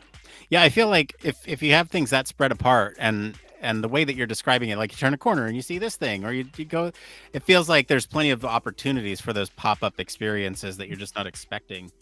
Mm-hmm. Yeah. And I think like going in with that attitude of expecting the unexpected is how you're going to be able to benefit the most from it all. I mean, even the food, just from like tiny little like mom and pop restaurants that are open, to the food trucks, to some of the events that we went to, the catering that was there and the stuff that was available. I mean, like I was not hungry except for one time. And then Erin brought me it was when I was coaching, and she knew I probably hadn't eaten, and she brought me a protein bar, which was very good. It had been a busy day. How do you plan for, like, I know there's a plethora of things to do, But how do you plan for things when you might be far away from the next thing, right? Like the back-to-back.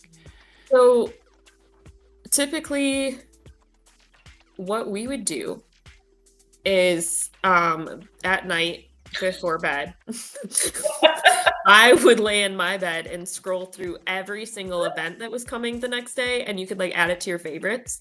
And then when I was really excited about one, I copied the link and inundated Meghan with links. And so she would be trying to sleep and get pings from me with all the things that I thought were hilarious that we should go do. And it isn't hilarious, but there was like a whole track about psychedelics and women's health. Like, I kid you not, every hour of the day you could be learning about a psychedelic in women's health. And that was just so far out of anything in my previous purview that it blew my mind. But so like I would literally go through the app every night, favorite the things, and then that pairs it down to like your schedule in the app. And then the day is kind of broken up into 3 chunks. There's kind of like the 10 a.m. to lunch. Sometimes there's a special event at like 9, but usually there's like a 10 a.m. and 11 or an 11:30, and then like a 12:30. And then there's usually a break somewhere between like 12 to 1:30, depending on when your last session ended. And you can kind of use that time to pick like, okay, what 2 things am I going to do next? Or where did I pass? Or where did I see a big line of people? Maybe I should go get in line for that now. And then you kind of had 1 or 2 evening sessions, and then there was definitely like a dinner break in the schedule, and then there's like evening fun. And most of the places kind of follow that, even like Capitol House, where we went to quite a few Govy events at, kind of followed that same general schedule. So you can kind of plan as you go. It's kind of like you visit in chunks. Like, I'm gonna stay over here for this little bit and then move over there after lunch. And is that kind of how the vibe is? Yeah, and also it was okay to leave things early or halfway through. Like, there were tons of people that would just go in and out, and then if people left a session early, they'd let the next person in line in. So it was very much like, stay for as much as you want, not really considered rude so much to leave. Pack in as much as you want. So if you needed to leave 5 to 10 minutes early to get to your next session that was 4 blocks away, like, you could do that. And then there were sort of central zones, right? So like for the main conference events, you had like the conference center, and then there was the Marriott, and then there was the JW Marriott, and they were all like within 3 blocks of each other, and you could get there with enough time, kind of like walking to classes on a college campus. Totally like that. Yeah. Gotcha. Yeah. Sounds fun. How full were the rooms? They ranged. Yeah. You know, some sessions that I went to were standing room only, and they are very good about monitoring that. Some sessions they will allow people to stand. Others, it is like, once the chairs are full, done. They do not. They close the doors and that's it. But they ranged. Some of them were kind of like half full, and others were packed, and you couldn't get in. There were a couple of different sessions. One I was really bummed about that I tried to get into. The keynote speaker. Yeah, the first one that I wanted to go see. I was really bummed. I'm pulling it up. Yeah, there was a keynote that I wanted to go see. Oh, I wanted to go see the CEO of Signal. Yeah. She's talking about AI and cybersecurity. And I wanted to see her, and I couldn't get in. I got in. Because so did everybody else, apparently. I got in line a half an hour early, and I couldn't get in. Yeah. And then I saw her walking down the street the next day, and I was like, that's her, and I'm not going to say hello because I'm going to let her be a person. You could have asked her if she had a spare blender bottle. Should have. I should. And then there was the guy from Bradley Whitfield, that's his name? The actor who was standing right behind me at the Driscoll one night. Oh, yeah. From West Wing? Yeah, from West Wing and Handmaid's Tale. And he was there with Missy Pyle, right? They were like in the same group that night? Yes, they were. So yeah. you just don't know who you're gonna run into. We were talking with we were at a like defense and space event, and we were talking to one of the guys there who owned another AI startup. His was cool. His was about like a layer you can embed into your email, so that it basically like is a stopgap. So when you go to send a work email, it'll be like, whoa, red light, timeout. This is coming across a little shaky, a little snarky. Maybe don't send. Here's some options to consider. And it pauses you before you send, and then it gives you options. It's clever. Who does that? If you'd read as per my last email. Exactly. So the he was like, look at who I just ran into, and he showed me his phone, and he had just taken a picture with Benson Boone. He was just walking around in a hat and a t-shirt like a normal person does. And he's like, you're so nice. Wow. Well, I gotta say again, I am just so jealous, but I am also just so glad that you all had a wonderful experience. Maybe I will apply for a press badge next year. We'll see. Looks pretty rigorous compared to some other things, but we'll see. I think we have to wrap up, as much as I don't want to, because I want to keep hearing about your experiences, because it's so much fun to hear about all the fun y'all had. Try not to make it sound sad, but no, thank you so much for being on, and truly, like, I think the wider range of conferences that we can attend, I think just the better, because especially something like this where it's just an everything conference. Anyway, we got to wrap up. So thank you, I guess, and we'll be back sometime soon. I don't know when. This is like a once monthly podcast now, but look, I'm going through some stuff, man, like personal life, moving. Yeah. Good. All right. Any closing thoughts? Thanks for having us. This was great. Yeah, thanks, Nick. All right. Well, thanks, ladies. Until next time, we'll see you then. Bye, everybody. Bye. Are you tired of boring lectures and textbooks on human factors and UX? Well, grab your headphones and get ready for a wild ride with the Human Factors Minute podcast. Each minute is like a mini crash course packed with valuable insights and information on various organizations, conferences, usability methods, theories, models, certifications, tools, and much more. We'll take you on a journey through the fascinating world of human factors, from the ancient history to the latest trends and developments. Listen in as we explore the field and discover new ways to enhance the user experience. From the Think Aloud protocol to the critical incident technique, focus groups, iterative design, we'll make sure that you're the smartest person in the room. Tune in on the 10th, the 20th, and the last day of every month for a new and interesting tidbit related to human factors. Don't miss out on the Human Factors Minute podcast, your ultimate source for all things human factors. Human Factors Cast brings you the best in human factors news, interviews, conference coverage, and overall fun conversations into each and every episode we produce. But we can't do it without you. The Human Factors Cast network is 100% listener supported. All the funds that go into running the show come from our listeners.